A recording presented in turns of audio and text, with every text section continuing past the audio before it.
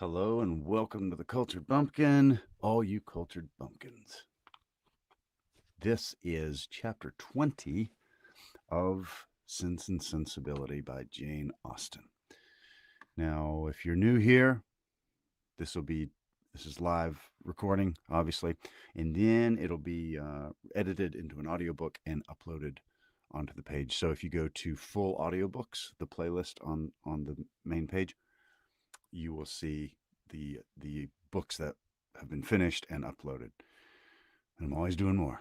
So I love this. I love classic literature, and I love your comments and your sort of questions and such, or your suggestions, I should say. So let's get to it. Excuse me. Sorry. Chapter 20. As the Miss Dashwoods entered the drawing room of the park the next day, at one door, Mrs. Palmer came running in at the other, looking as good-humored and merry as before. She took 'em all most affectionately by the hand and expressed great delight in seeing 'em again. "I'm so glad to see you," said she, seating herself between Eleanor and Marianne, for it's so bad a day I was afraid you might not come, which would be a shocking thing, as we go away again tomorrow. We must go, for the Westons come to us next week, you know. It was quite a sudden thing, our coming at all, and I knew nothing of it till the carriage was coming to the door, and then Mr. Palmer asked if I would go with him to Barton. He is so droll, he never tells me anything. I'm so sorry we can't stay longer. However, we shall meet again in town very soon, I hope." They were obliged to put an end to such an expectation. "Not go to town?" cried Mrs. Palmer with a laugh. "I shall be quite disappointed if you do not. I could get the nicest house in the world for you, next door to ours, in Hanover Square.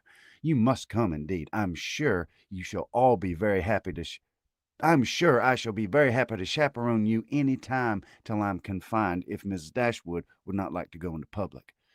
They thanked her, but were obliged to resist all her entreaties. "Oh, my love," cried Mrs. Palmer to her husband, who had just entered the room, "you must help me persuade the Miss Dashwoods to go to town this winter." Her love made no answer, and after bowing slightly to the ladies, began complaining of the weather. "How horrid all this is," said he. "Such weather makes everything and everybody disgusting. Dullness is as much produced within doors as without by rain. It makes one detest all one's acquaintances. What the devil does Sir John mean by not having a billiard room in his house? How few people know what comfort is. Sir John is as stupid as the weather." The rest of the company soon dropped in. I'm afraid, Miss Marianne," said Sir John, "you've not been able to take your usual walk to Allenham today." Marianne looked very grave and said nothing. "Oh, don't be so sly before us," said Mrs. Palmer, "for we all know about it, I assure you, and I admire your taste very much, for I think he's extremely handsome. We do not live a great way from him in the country, you know, not above 10 miles, I dare say." "Much nearer 30, said her husband. "Ah, well, there's not much difference. I never was at his house, but they say it's a pretty sweet place." Pretty place." "As vile a spot as I ever saw in my life," said Mr. Palmer. Marianne remained perfectly silent, though her countenance betrayed her interest in what was said. "Is it very ugly?" continued Mrs. Palmer. Then it must be some other place that's so pretty, I suppose." When they were seated in the dining room, Sir John observed with regret that they were only 8 altogether. "My dear," he said to his lady, "it's very provoking that we should be so few. Why did you not ask the Gilberts to come to us today?" "Did not I tell you, Sir John, when you spoke to me about it before, that it could not be done? They dined with us last." "You and I, Sir John," said Mrs. Jennings, should not stand upon such ceremony." "Then you would be very ill-bred," cried Mr. Palmer. "My love, you contradict everybody," said his wife with her usual laugh. "Don't you know that you're quite rude?" "I didn't know I contradicted anybody in calling your mother ill-bred." "Oh, you may abuse me as you please," said the good-natured old lady. "You have taken Charlotte off my hands and cannot give her back again. So there, I have the whip hand of you." Charlotte laughed heartily to think that her husband could not get rid of her, and exultantly said she did not care how cross he was to her, as they must live together. It was impossible for anyone to be more thoroughly good-natured or more determined to be happy than Mrs. Palmer. The studied indifference, insolence, and discontent of her husband gave her no pain, and when he scolded or abused her, she was highly diverted. "Mr. Palmer's so droll," said she in a whisper to Eleanor. "He's always out of humor." Eleanor was not inclined, after a little observation, to give him credit for being so genuinely and unaffectedly ill-natured or ill-bred as he wished to appear. His temper might perhaps be a little soured by finding, like many others of his sex, that through some unaccountable bias in favor of beauty, he was the husband of a very silly woman. But she knew that this kind of blunder was too common for any sensible man to be lastingly hurt by. It was rather a wish of distinction, she believed, which produced his contemptuous treatment of everybody and his general abuse of everything before him. It was the desire of appearing superior to other people. The motive was too common to be wondered at, but the means, however they might succeed by establishing his superiority and ill-breeding, were not likely to attach anyone to him except his wife. Hello, everybody. How's it going? A quick little water break here. And I have to adjust one little thing on here. So we're doing Sense and Sensibility. And I don't know what I'm going to do next. But, the people that show up, to these, I always, you're who I would be reading to if there's anything you want to hear. Definitely drop it in the old comments, because I like hearing what other people want to read. Okay, sorry, almost done. I got to adjust this one thing on my YouTube here.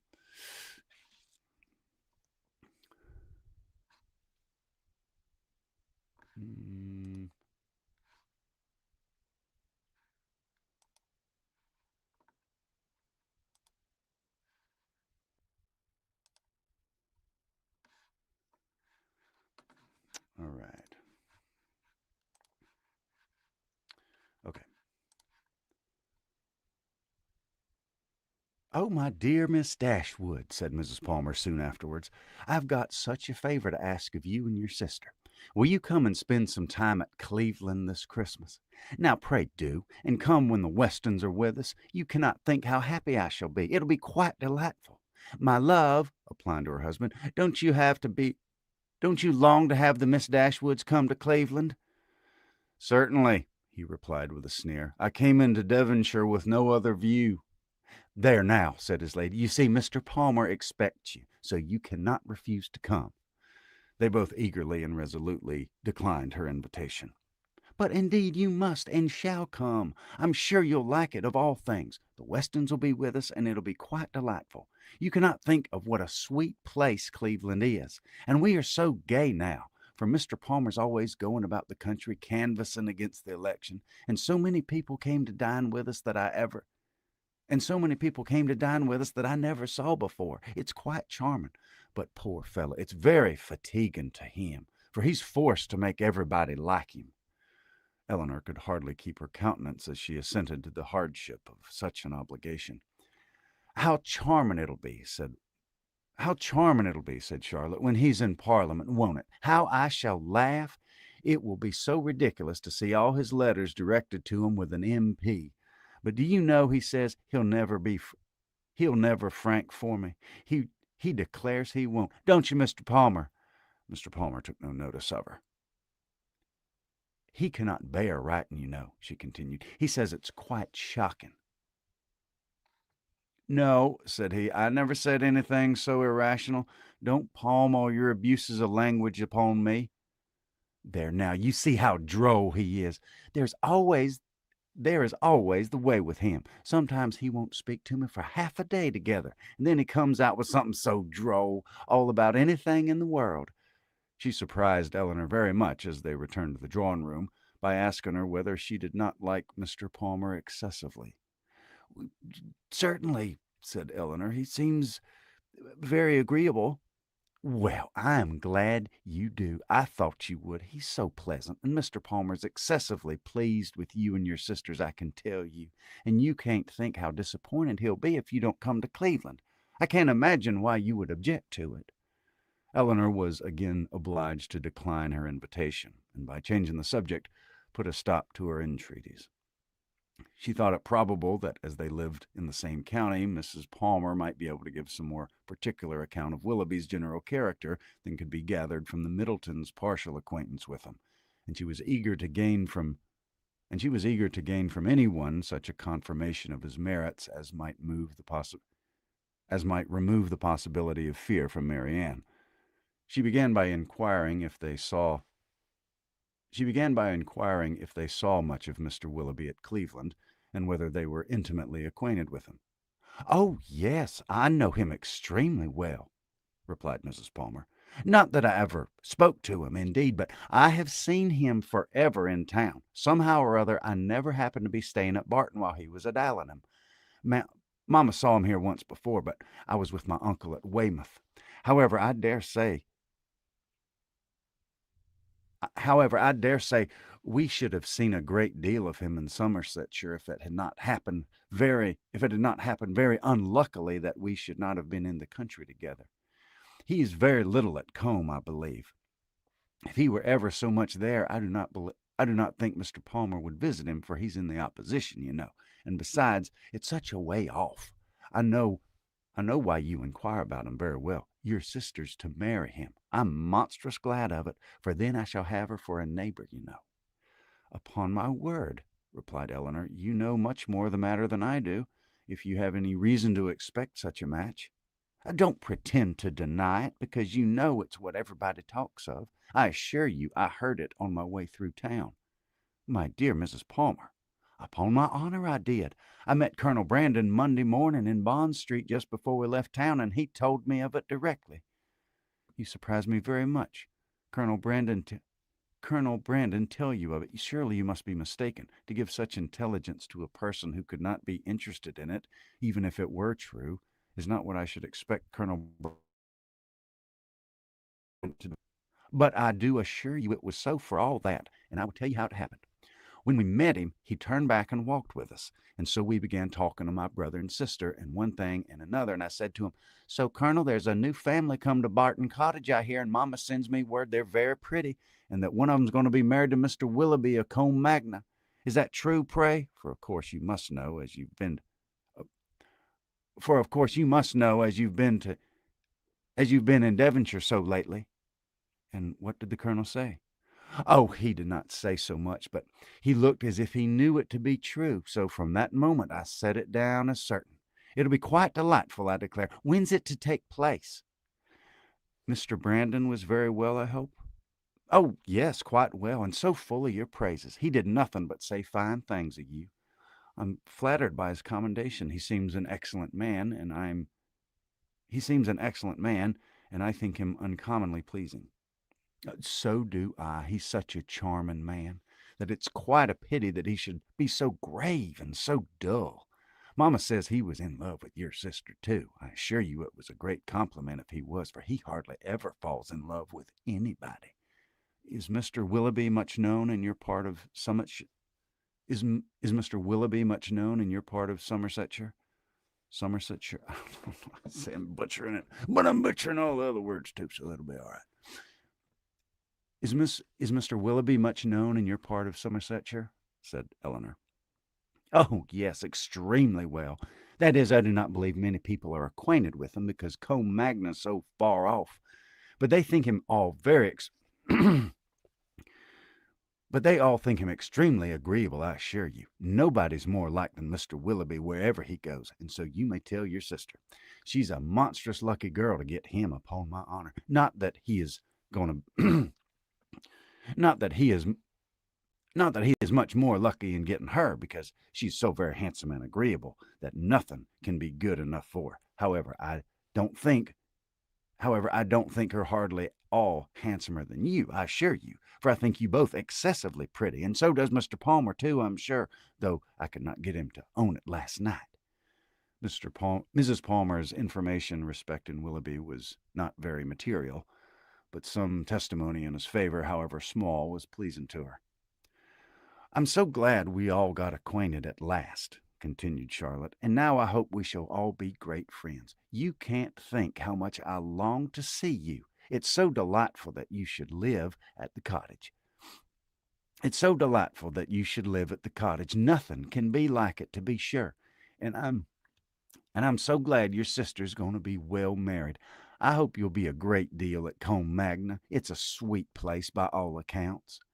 You've been long acquainted with Colonel Brandon, have you not? Yes, a great while, ever since my sister married. He was a particular friend of Sir John's, I believe, she added in a low voice. He would have been very glad to have me if he could. Sir John and Lady Middleton wished it very much, but Mamma did not think the match good enough for me. Otherwise, Sir John would have mentioned it to the Colonel, and we should have been married immediately. Did not Colonel Brandon know of Sir John's proposal to your mother before it was made? Had he never owned his affection to yourself? Oh, no. But if Mamma had not objected to it, I dare say he would have liked it of all things. He had not seen me then above twice, for it was before I left school. However, I am much happier as I am. Mr. Palmer is the kind of man I like. That was chapter 20.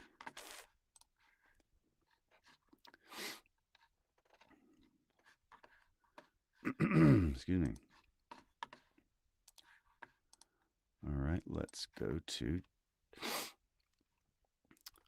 chapter 21.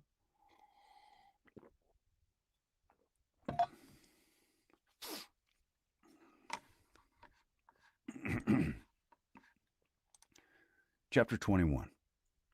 The Palmers returned to Cleveland the next day, and the two families at Barton were again left to entertain each other. But this didn't last long. Eleanor had hardly got their last visitors out of her head, had hardly done wondering at Charlotte's being so happy without a cause, at Mr. Palmer's acting so simply with good abilities, and at the strange unsuitableness which often existed between husband and wife, before Sir John's and Mrs. Jennings' active zeal in the cause of society procured her some other new acquaintance to see and observe. In a morning's excursion to Exeter, they had met with two young ladies, whom Mrs. Jennings had the satisfaction of discovering to be her relations, and this was enough for Sir John to invite them directly to the park, as soon as their present engagements at Exeter were over. Their engagements at Exeter instantly gave way before such an invitation, and Lady Middleton was thrown into no little alarm on the return of Sir John by hearing that she was very soon to receive a visit from two girls whom she had never seen in her life, and whose elegance, whose tolerable gentility even, she could have no proof. For the assurance of her husband and mother on that subject went for nothing at all. There being her relations, too, made it so much the worse, and Mrs. Jennings' attempts at consolation were therefore unfortunately founded when she advised her daughter not to care about their being so fashionable, because they were all cousins and must put up with one another. As it was impossible, however, now to prevent their coming, Lady Middleton resigned herself to the idea of it, with all the philosophy of a well-bred woman, contenting herself with merely giving her husband a gentle reprimand on the subject 5 or 6 times every day. The young ladies arrived. Their appearance was by no means ungenteel or unfashionable. Their dress was very smart, their manners very civil. They were delighted with the house and in raptures with the furniture, and they happened to be so dotingly fond of children that Lady Middleton's good opinion was engaged in their favor before they had been an hour at the park. She declared them to be very agreeable girls indeed, which for her ladyship was enthusiastic admiration. Sir John's Sir John's confidence in his own judgment rose with this animated praise, and he set off directly for the cottage to tell the Miss Dashwoods of the Miss Steele's arrival, and to assure them of their being the sweetest girls in the world. From such commendation as this, however, there was not much to be learned. Eleanor well knew that the sweetest girls in the world were to be met with in every part of England, under every possible variation of form, face, temper, and understanding. Sir John wanted the whole family to walk to the park directly and look at his guests. Benevolent, philanthropic man, it was painful to him even to keep a third cousin to himself. "Do come now," said he. "Pray come. You must come. I declare you shall come. You can't think how you'll like 'em. Lucy is monstrous pretty and so good-humored and agreeable. The children are all hanging about her already as if she was an old acquaintance, and they both long to see you of all things, for they've heard at Exeter of you, and for they've heard at Exeter that you're the most beautiful creatures in the world, and I've told 'em it's all very true, and a great deal more. You'll be delighted with 'em, I'm sure. They've brought the whole coach full of playthings for the children. How can you be so cross as not to come? Why, they're your cousins, after a fashion. You are my cousins, and they're my wife's, and so you must be related." But Sir John could not prevail. He could only obtain a promise of their calling at the park within a day or two, and then left them in amazement at their indifference to walk home and boast anew of their attractions to the Miss Steeles, as he had already been boasting of the Miss Steeles to them. When their promised visit to the park and consequent introduction to these ladies took place, they found in appearance of the eldest, who was nearly 30, with with a very plain and not a sensible face, nothing to admire. But in the other, who was not more than 2 or 3 and 20, they acknowledged considerable beauty. Her features were pretty, and she had a sharp, quick eye and a smartness of air, which, though it did not give actual elegance or grace, gave distinction to her person.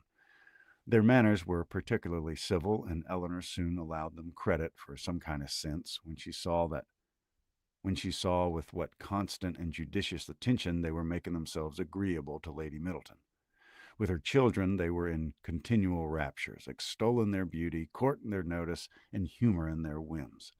And such of their time as could be spared from the importunate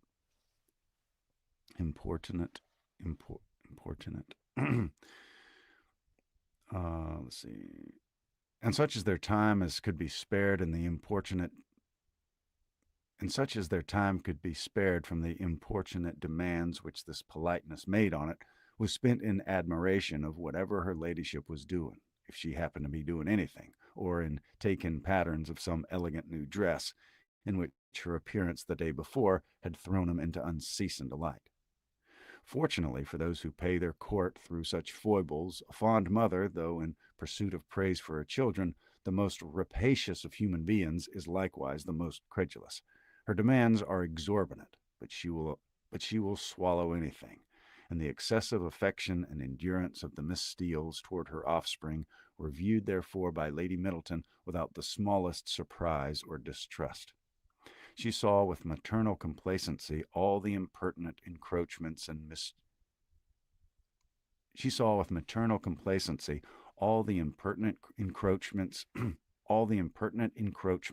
and mischievous tricks to which her cousins submitted.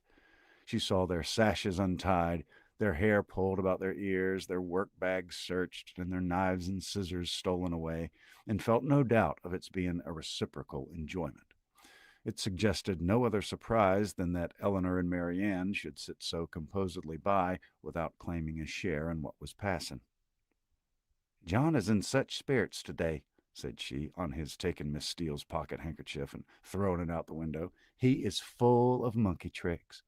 And soon afterwards, on the second boy's violently pinching one of the same lady's fingers, she fondly observed, "How playful William is." Just thought of, you think of sometimes you're around just awful kids, and their parents just think it's adorable, and you don't know whether to smack the kid or the parent. "And here's my sweet little Anna Maria," she added, tenderly caressing a little girl of 3 years old who had not made a noise for the last 2 minutes. "And she's always so gentle and quiet. Never was such a Never was there such a quiet little thing. But unfortunately, in bestowing those but unfortunately, in bestowing these embraces, a pin in her ladyship's headdress, slightly scratching the child's neck, produced from this pattern of gentleness such violent screams as could hardly be outdone by any creature professedly noisy.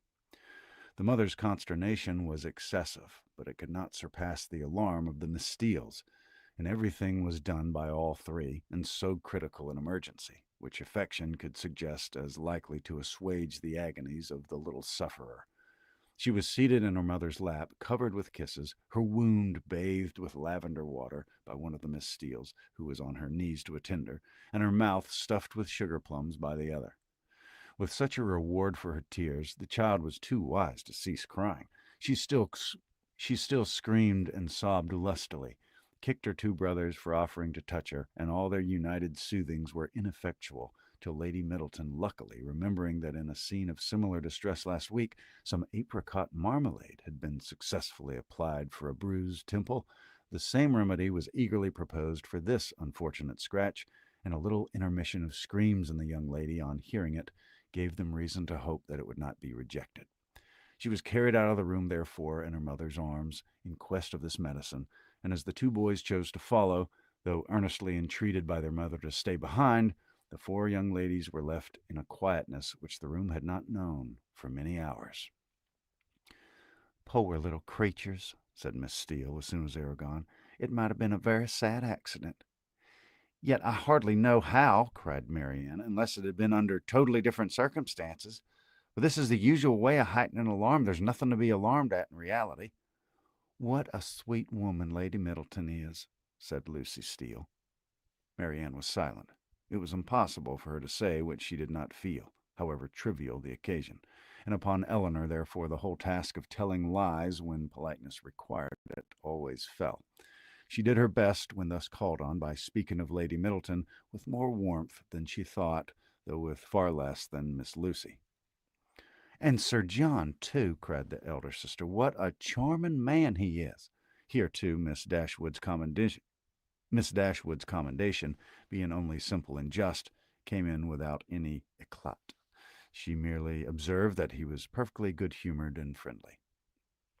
And what a charming little family they have! I never saw such fine little children in my life. I declare I quite dote upon 'em already, and indeed I'm already distractedly fond of children. I should guess so, said Eleanor with a smile, from what I have witnessed this morning. I have, excuse me, I have a notion, said Lucy. You think the little Middletons rather too much indulged. Perhaps they may be outside Perhaps they may be the outside of enough, but it's so natural in Lady Middleton. For my part, I love to see children full of life and spirits. I cannot bear them if they're tame and quiet.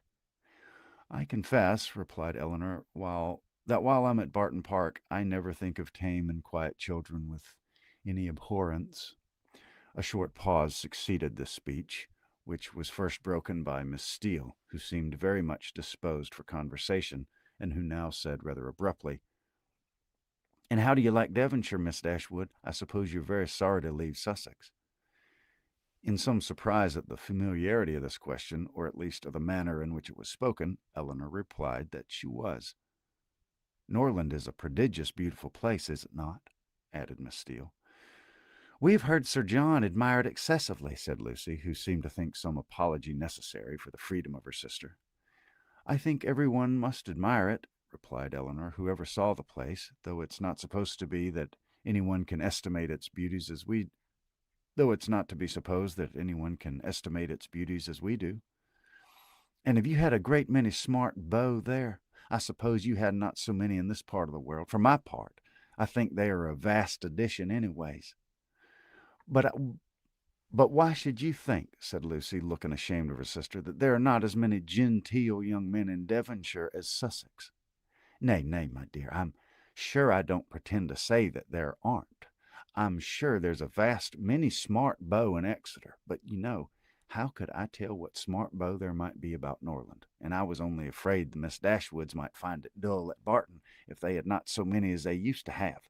But perhaps you young ladies may not care about the beaux, and as and can be and can be and had as lief be without 'em as with 'em. For my part, I think they are vastly agreeable, provided they dress smart and behave civil. But I can't bear to see 'em dirty and nasty. Now there's Mr. Rose at Exeter, a prodigious smart young man, quite a beau, clerk to Mr. Simpson, you know, and if you do but meet him of a morning, he's not fit to be seen. I suppose your brother was quite a beau, Miss Dashwood, before he married, as he was so rich. Upon my word, replied Eleanor, I can't tell you, for I do not, for I do not perfectly comprehend, for I do not perfectly comprehend the meaning of the word. But this I can say, that if he was ever a beau before he married, he is still one, for there is not the smallest alteration in him.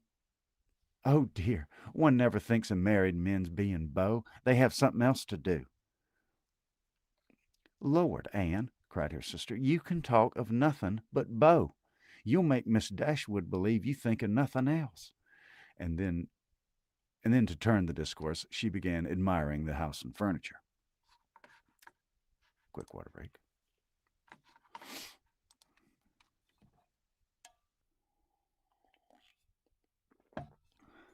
Let's see. Hannah, very nice to have you. I'm glad that you stumbled across my Instagram and showed up here. That's fantastic. Yeah. So, I mean, obviously, I do Pride and Prejudice stuff. You can find the whole audiobook um, that's edited and all that, but you can also find all of the live recordings under I think it's classic literature live or something like that. If you prefer this kind of way, but then when I'm done with these, since sensibility, I'll take it and um, edit it into an audiobook, and yeah, so yeah, do the live, take the audio, and then make audiobooks. So I like classic literature, and I like connecting with other people who also like and appreciate it. So thank you, Hannah, for coming in. Okay, let's see. What was old Miss Steele was talking about beau. All right. This specimen of the Miss Steeles was enough. The vulgar freedom and folly of the eldest left her no recommendation, and as Eleanor was not blinded by the beauty or the shrewd look of the youngest, to her want of real elegance and artlessness, she left the house without any wish of knowing 'em better. Not so the Miss Steeles. They came from Exeter, well provided with admiration for the use of Sir John Middleton, his family, and all his relations, and no proportion was now to and in no small proportion was now dealt out, and no small proportion was now dealt out to his fair cousins, whom they declared to be the most beautiful, elegant, accomplished, and agreeable girls they had ever beheld, and with whom they were particularly anxious to be better acquainted. And to be better acquainted, therefore, Eleanor soon found was their inevitable lot, and to be better acquainted, therefore, Eleanor soon found was their inevitable lot. For as Sir John was entirely on the side of the Miss Steeles, their party would be too strong for opposition, and that kind of intimacy must be submitted to which consists of sitting an hour or two together in the same room almost every day. Sir John could do no more, but he did not know that there was more, but he did not know that any more was required. To be together was, in his opinion, to be intimate, and while his continual schemes for their meeting were effectual, he had not a doubt of their being established friends. To do him justice, he did everything in his power to promote their unreserve by making the Miss Steeles acquainted with whatever he knew or supposed of his cousin's situations in the most delicate particulars. And Eleanor, who had not seen them more than twice before the eldest of them wished her joy on her sister's having been so lucky as to make a conquest of a very smart beau since she came to Barton. "'Twill be a fine thing to have her married so young, to be sure," said she, "and I hear he is quite a beau and prodigious handsome. And I hope you may have as good luck yourself soon, and perhaps you may have a friend in the corner already." Eleanor could not suppose that Sir John would be more nice in proclaiming his suspicions of her in regard to Edward than he had been with respect to Marianne. Eleanor could Eleanor could not suppose that Sir John would be more nice in proclaiming his suspicions of her regard for Edward than he had been with respect to Mary Ann. Indeed, it was rather his favorite joke of the two, as being somewhat newer and more conjectural.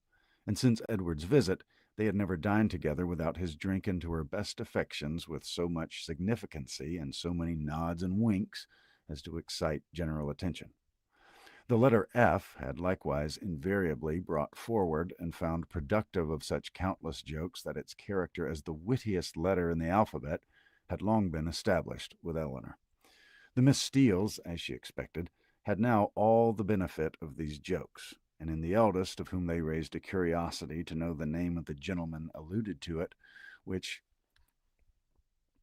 and in the eldest of them, they and in the eldest of them they raised a curiosity to know the name of the gentleman alluded to, which, though often impertinently expressed, was perfectly of a piece with her general inquisitiveness into the concerns of their family. But Sir John did not sport long with the curiosity which he delighted to raise, for he had at least as much pleasure in telling him the name as Miss Steele had in hearing it. "His name is Ferris," he said in a very audible whisper, "but pray do not tell. It's a great secret." "Ferris," repeated Miss Steele. "Mr. Ferris is the happy man, is he? What? Your sister-in-law's brother, your sister-in-law's brother, Miss Dashwood? A very agreeable young man, to be sure. I know him very well." "How can you say so, Anne?" cried Lucy, who generally made an amendment to all her sister's assertions. "Though we've seen him once or twice at my uncle's, it's rather too much to pretend to know him very well." Eleanor heard all this with attention and surprise. "And who is this uncle? Where did he live? How came they acquainted?" She wished very much to have the subject continued, though she did not choose to join in it herself. But nothing more of it was said, and for the first time in her life she thought Mrs. Jennings deficient either in curiosity or petty. And for the first time in her life she thought Mrs. Jennings deficient either in curiosity after petty information or in a disposition to communicate it. The manner in which Miss Steele had spoken of Edward increased her curiosity, for it struck her as being rather ill-natured, and suggested the suspicion of that lady's knowing or fancying herself to know something to his disadvantage. But her curiosity was unavailing, for no further notice was taken of Mr. Ferris's name by Miss Steele when alluded to, or even openly mentioned by Sir John. That was chapter 21.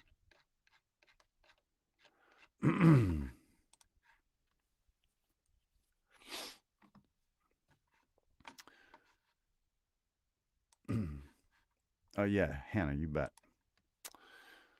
You bet. Yeah, so I do a lot of, whether you're live or catching the replay on this, I have the audiobooks, but I also have a sleep podcast where there's a playlist called Ode to a Mockingbird.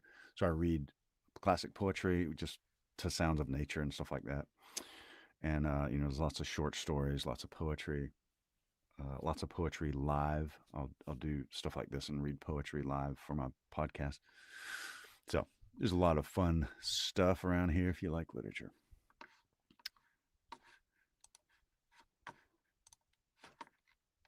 All right, let's see. We'll do one more chapter.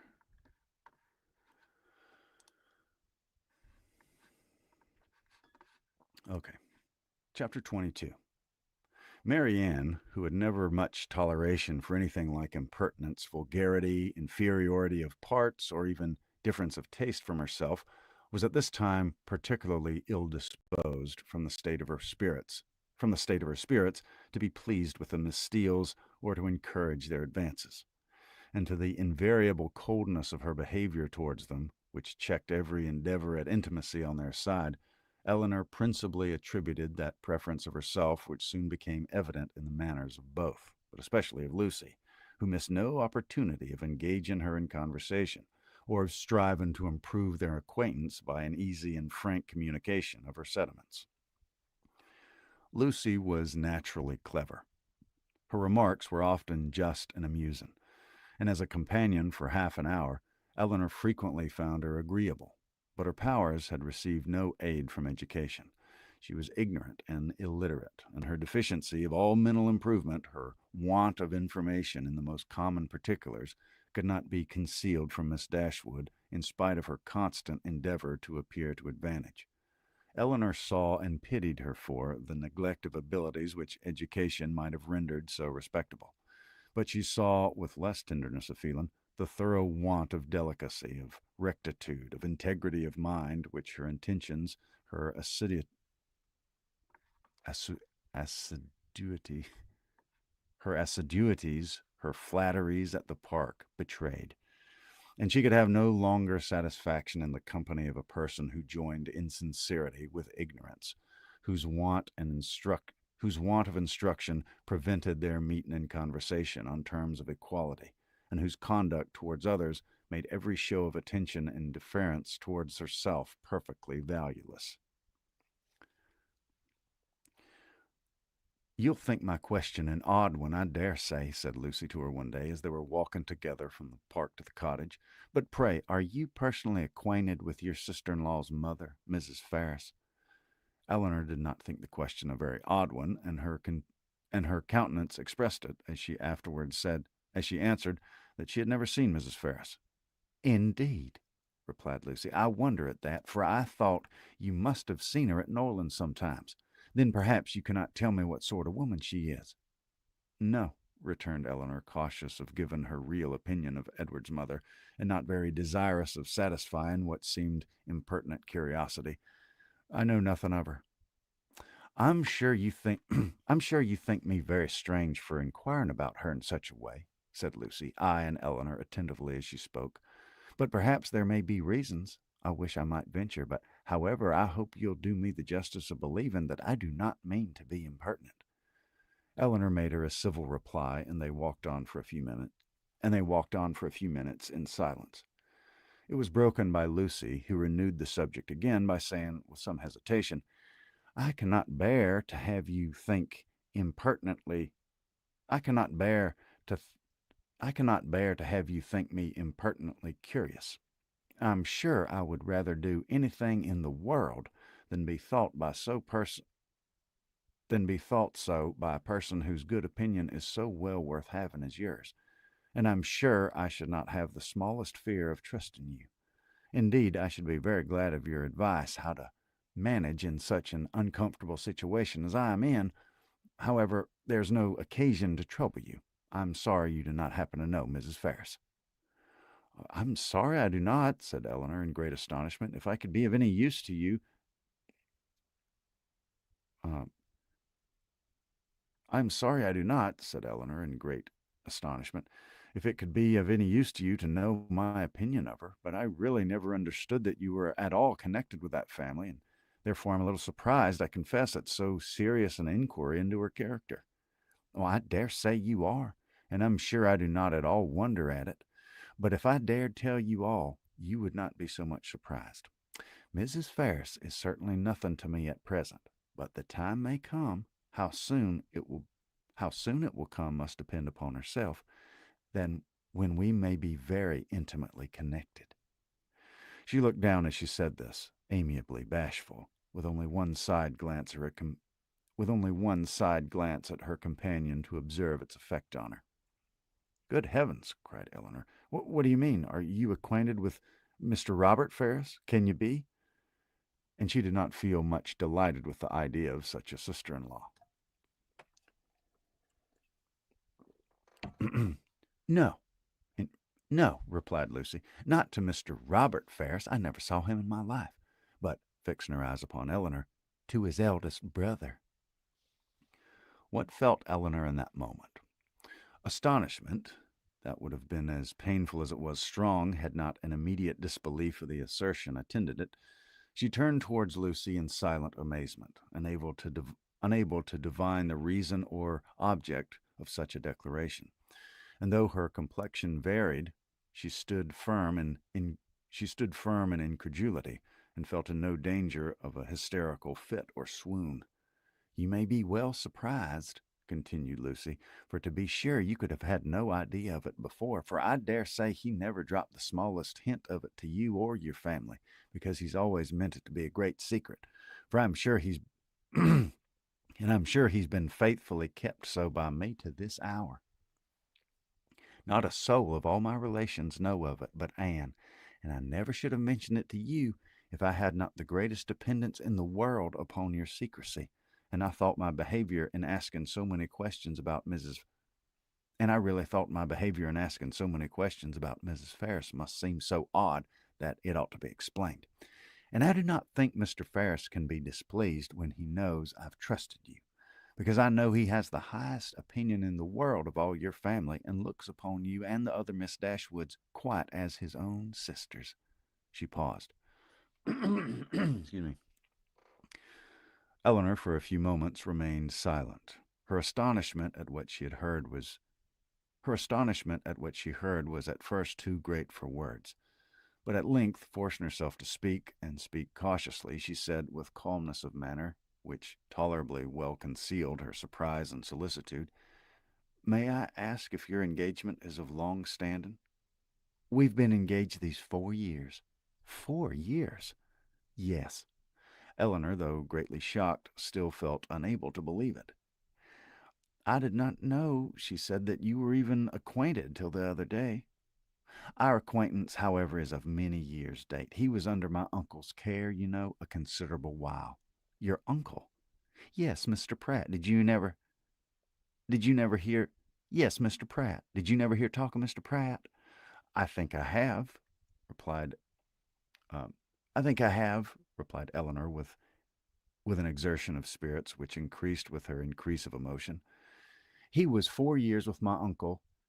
Um, he was 4 years with my uncle who lives at Longstaple near Plymouth. It was there our acquaintance begun, for my sister and me was often staying with my uncle, and it was there our engagement was formed, though not till a year after he had quitted as a pupil, for he was always with us afterwards. I was very unwilling to enter into it, as you may imagine, without the knowledge and approbation of his mother, but I was too young and loved him too well to be so prudent as I ought to have been. Though you do not know him so well as me, Miss Dashwood, you must have seen him to be insensible. You must have seen him. You must have seen him enough to be sensible. He's very capable of making a woman sincerely attached to him." "Certainly," answered Eleanor, without knowing what she said. But after a moment's reflection, she added, with revived security of Edward's honor and love of her companion's falsehood, "Engaged to Mr. Ferris. I confess myself so totally surprised at what you tell me that really, I beg your pardon, but surely there must be some mistake of person or name. We cannot mean the same Mr. Ferris."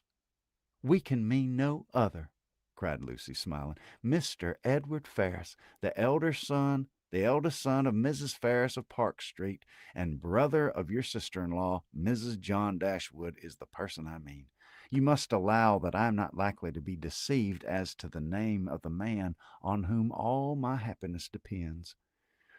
"It's strange," replied Eleanor, in a most painful perplexity, "that I should never heard of him even mention your name." "No, considering our situation, it was not strange. Our first care has been to keep the matter secret. You knew nothing of me or my family, and therefore there could be no occasion for ever mentioning my name to you. And as he was always particularly afraid of his sister's suspecting anything, that was reason enough for his not mentioning it." She was silent. Eleanor's security sunk, but her self-command did not sink with it. "4 years you've been engaged," she said with a firm voice. "Yes, and heaven knows how much longer we may have to wait. Poor Edward! It puts him quite out of heart." Then, taking a small miniature from her pocket, she added, "To prevent the possibility of mistakes, be so good as to look at this face. It does not do him justice, to be sure, but yet I think you cannot be deceived as to the person I was drew for. But yet I cannot think you be But yet I think you cannot be deceived as to the person it was drew for. I have had it above these 3 years." She put it into her hands as she spoke, and when Eleanor saw the painting, whatever other doubts her fear of a too hasty decision, or her wish of detecting falsehood might suffer to linger in her mind, she could have none other of its being Edward's face. She returned it almost instantly, acknowledging the likeness. I have never been able, continued Lucy, to give him my picture in return, which I'm very much vexed at, for he's always been so anxious to get it, but I am determined to set it for the first opportunity. You are quite in the right, replied, replied Eleanor calmly. They then proceeded a few paces in silence. Lucy spoke first. I am sure, said she, I have no doubt in the world of your faithfully keeping this secret, because you must know of what importance it is to us not to have it reach his mother, for she would never approve of it, I dare say. I shall have no fortune, and I fancy she's an exceeding proud woman. I certainly did not seek your confidence, said Eleanor, but you do me no more than justice in imagining that I may be depended on. Your secret is safe with me, but pardon me if I express some surprise at so unnecessary a communication. You must have at least thought that my being acquainted with it could not add to its safety. As she said this, she looked earnestly at Lucy, hoping to discover something in her countenance, perhaps the falsehood of the greater part of what she'd been saying. But Lucy's countenance suffered no change.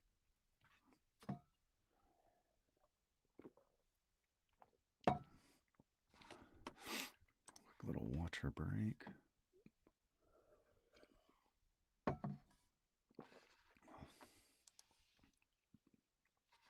Hey, Lee, what's going on? Good to see you. Usually, um, if I have the author's permission, a lot of times I'll put it up there. But most of the stuff I do is going to be public domain or like very old stuff from the 20s or 30s. Maybe it's not quite public domain, but it's, you know. But yeah, pretty much public domain stuff is what I usually shoot for.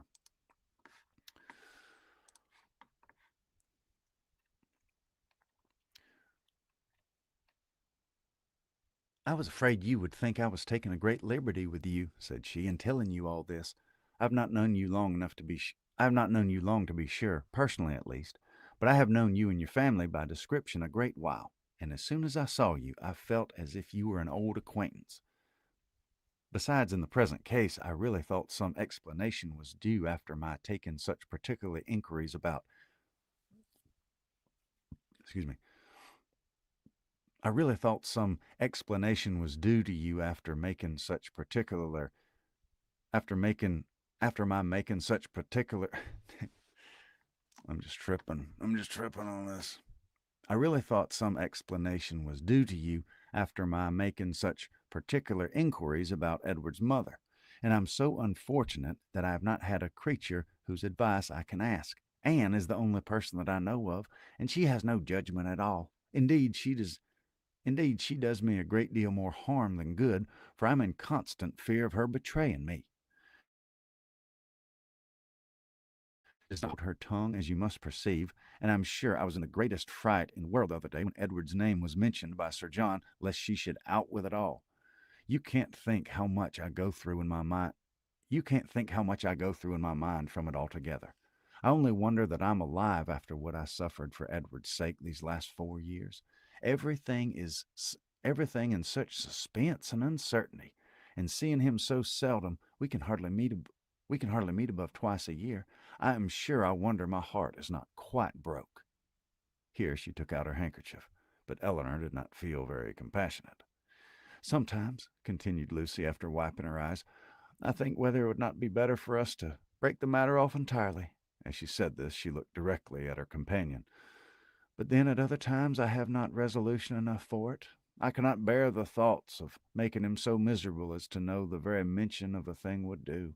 And on my own account, too, so dear as he is to me, I don't think I could equal to it.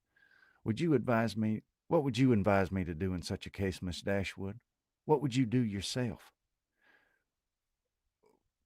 Pardon me, replied Eleanor, startled by the question, but I can give you no advice under such circumstances. Your own judgment must direct you.